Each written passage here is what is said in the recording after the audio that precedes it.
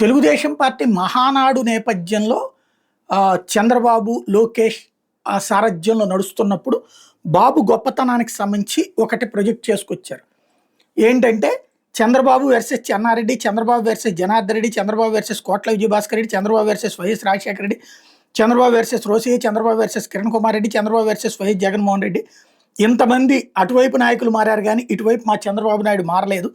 మా చంద్రబాబు స్టామినా అంటే ఇదిరా బ్రెయిన్లెస్ ఫెలోస్ అంటూ ఒకటి కాస్త ఘాటుగా. అయితే ఇక్కడ చంద్రబాబు నాయుడు అధికారం తీసుకునేటప్పటికీ చెన్నారెడ్డి లేరు, జనార్దన్ రెడ్డి లేరు, కోట్ల విజయభాస్కర్ రెడ్డి లేరు. అంటే వాళ్ళు క్రియాశీల రాజకీయాల నుంచి పక్కకి తప్పుకున్నటువంటి చంద్రబాబుతో ఫస్ట్ పోరాడింది రాజశేఖర రెడ్డి. చంద్రబాబు గవర్నమెంట్ని దించింది రాజశేఖర రెడ్డి. బాబు ప్రత్యక్షంగా గెలిచింది 99లో. ఎన్టీఆర్ దగ్గర నుంచి తీసుకున్నది. ఎన్టీఆర్కి ఈ ముగ్గురుతో ఉంటుంది, చెన్నారెడ్డి, జనార్దన్ రెడ్డి, కోట్ల విజయభాస్కర్ రెడ్డి.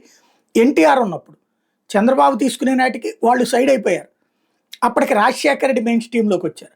రాజశేఖర రెడ్డి వర్సెస్ చంద్రబాబు నాయుడు 99 నుంచి బిగిన్ అయింది. రాజశేఖర రెడ్డి 2004కి వచ్చేటప్పటికి అధికారంలోకి వచ్చేసారు. 2009 కూడా ఆయనే గెలిచారు, చంద్రబాబు ఓడిపోయారు. అదే సందర్భంలో 2014కి వచ్చేటప్పటికి అదే రాజశేఖర రెడ్డి కొడుకు లైన్లోకి వచ్చాడు. కానీ తనని ఓడగొట్టి అధికారంలోకి రాగలిగారు జస్ట్ 1.5% ఓట్లతో.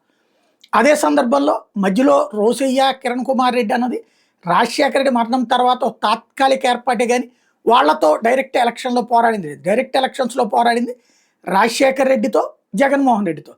ఇందులో 2 సార్లు రాజశేఖర రెడ్డి చేతిలో ఓడిపోయారు, ఒకసారి జగన్ చేతిలో ఓడిపోయారు. అంటే 3 సార్లు వైఎస్ కుటుంబం చేతిలో ఓడిపోయారు. అదే సందర్భంలో గెలుపు చూస్తే 2014లో, 2024 2 సార్లు వైఎస్ కుటుంబం మీద గెలిచారు. ఇది లెక్క.